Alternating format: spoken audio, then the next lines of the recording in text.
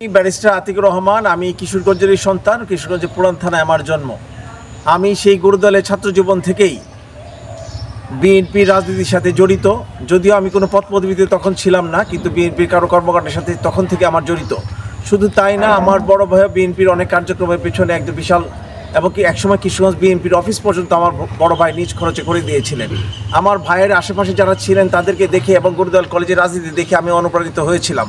কিন্তু আমার এই অনুপ্রেরণার পিছনে একটা ভিন্নতা কাজ করেছিল, যে গতানুগতিক রাজনীতির বাইরে যেয়ে কীভাবে একটা ভিন্নতা আনা যায়। সেই জন্য আমি আমার বাংলাদেশের শিক্ষা জীবন শেষ করে আমি উন্নত শিক্ষার জন্য, একটা বৈদেশিক শিক্ষার জন্য আমি ইংল্যান্ডে যাই এবং ব্যারিস্টারি অর্জন করে আমি একটা মিনিট অপেক্ষা করিনি। আমি নারীর টানে, আমার জন্মের টানে আমি বাংলাদেশে ফিরে আসি এবং আইন পেশা নিয়োজিত হই। আপনি জানেন, বাংলাদেশে আসার পরেই 2010 সাল থেকে 9 সাল থেকে আপনার এই বেসিক্যালি বলা যায় 1/11-এর পর থেকে বাংলাদেশে কিন্তু একটা স্বৈরতান্ত্রিক শাসন ব্যবস্থা ছিল। এবং সেই স্বৈরতান্ত্রিক ব্যবস্থায় আমার দলের নেতা কর্মী যারা ছিলেন, যারা বিভিন্ন সময় জেল খেটেছেন, বেগম খালেদা জিয়া, জনাব তারেক রহমান সহ কিশোরগঞ্জ জেলার শত শত, ইভেন বলা যাবে যে 2 সহস্রাধিক মানুষকে আমি জামিন করিয়েছি।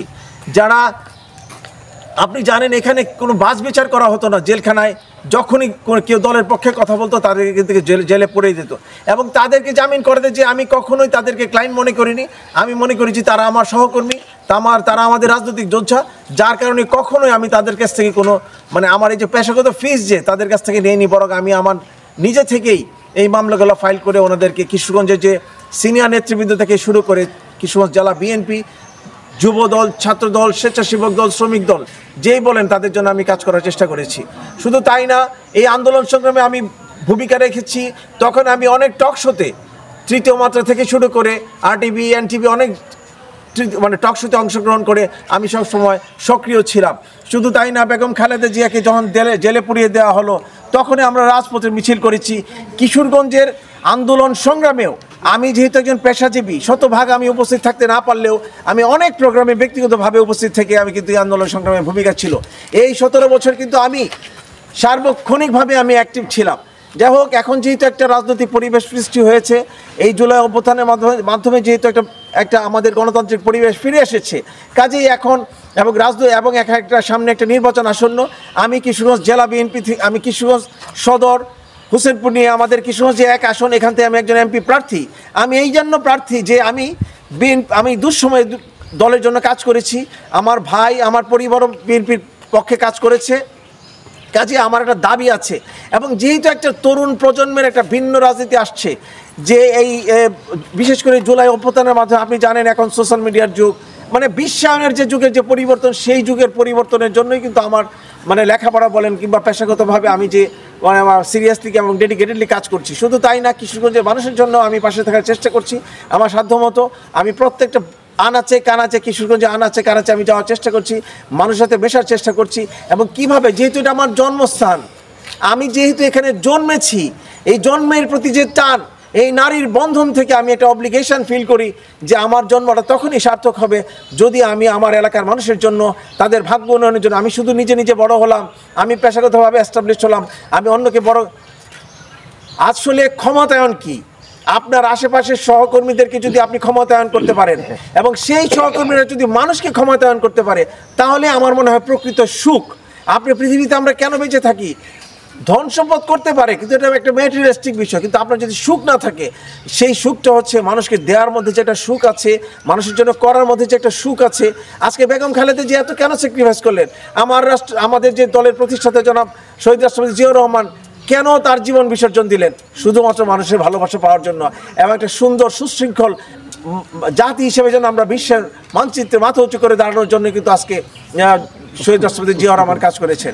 কাজেই আজকে যেহেতু আমি পাশ্চাত্যের শিক্ষায় শিক্ষিত হয়েছি, আমি দেখেছি এখানে শিক্ষা ব্যবস্থায় কতটুকু ড্রব্যাকস আছে, কতটুকু বিষয় আছে যেগুলোকে আমরা চাইলে কিন্তু, কাজে আমি যেহেতু ভিনদেশে পড়াশোনা করেছি, চাইলে যে সেখানকার যে আধুনিক যে বিশ্বের যে চিন্তাভাবনাগুলো, এইখানে কিভাবে শিক্ষার মান উন্নয়ন করা যায়, আধুনিক করা যায়, সেগুলো কিন্তু আমার মাথায় আছে।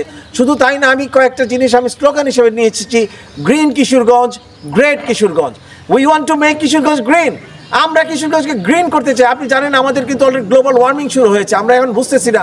এই যে এখন কিন্তু গতকালকে কিন্তু ভয়ঙ্কর একটা আমরা শিকার হলাম। কাজেই গ্রিনের মধ্যে কিন্তু অনেক কিছু, খালি কিন্তু গ্রিন মানে গাছপালা গ্রিন নট নেসেসারলি, মানসিকভাবে গ্রিন হইতে হবে, সমাজকে গ্রিন হইতে হবে, কীভাবে আমরা দৈব দুর্বিপাক এগুলোকে আমরা হ্যান্ডেল করব সেগুলোর একটা অংশ হিসেবে। এবং গ্রিন কিশোরগঞ্জের পাশাপাশি আমরা চিন্তা করছি গ্রেট কিশোরগঞ্জ। আপনি জানেন কিশোরগঞ্জ থেকে কিন্তু স্টলার্ড পলিটিশিয়ানরা হয়েছিল, যারা কিন্তু বরেণ্য রাজনীতিবিদ ছিল। তাহলে আমার কিশোরগঞ্জের অবস্থা এরকম কেন? আজকে কিন্তু আমি যদি সেই গণতান্ত্রিক পরিবেশ থাকতো, আমি ওনাদেরকে জিজ্ঞেস করতাম, কেন কিশোরগঞ্জের আজকে এই অবস্থা আপনারা করে রেখেছেন? আপনাদের ভাগ্যের তো উন্নয়ন হয়েছে, আপনাদের পারিবারিক উন্নয়ন হয়েছে, আপনাদের অর্থনৈতিক উন্নয়ন হয়েছে, আমার জেলার উন্নয়ন কেন হয়নি? আমার জন্মস্থানে উন্নয়ন কেন আপনারা করতে পারেননি? কিশোরগঞ্জকে ব্যবহার করে আপনারা অনন্য উচ্চতায় গিয়েছেন, যতটুকু উচ্চতায় যাওয়ার কথা ছিল না তার চেয়ে বেশি যাওয়া হয়েছে। কাদেরকে দিয়ে? এই এলাকার মানুষকে দিয়ে। কাজেই আমি মনে করেছি এইটা যেহেতু ওনাদের কাছে আর তো জিজ্ঞেস করার সুযোগ নেই এখানে, তবে আমি একটা কথা বলে রেখেছি, আল্লাহ যদি রহমত করে আমি মনে করি আমি একজন ভাগ্যবান। কেন ভাগ্যবান?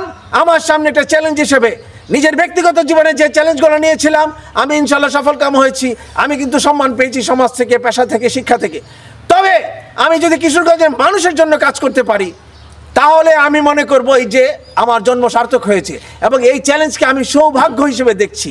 যদি আমার নেতা জনাব তারেক রহমান, আমি আমার যে নেতার মামলায় আমি কাজ করেছি অনেক, আমরা কাজে উনি ব্যক্তিগতভাবে আমাকে চেনেন, আমার সাথে স্কাইপেতে অনেকবার কথা হয়েছে।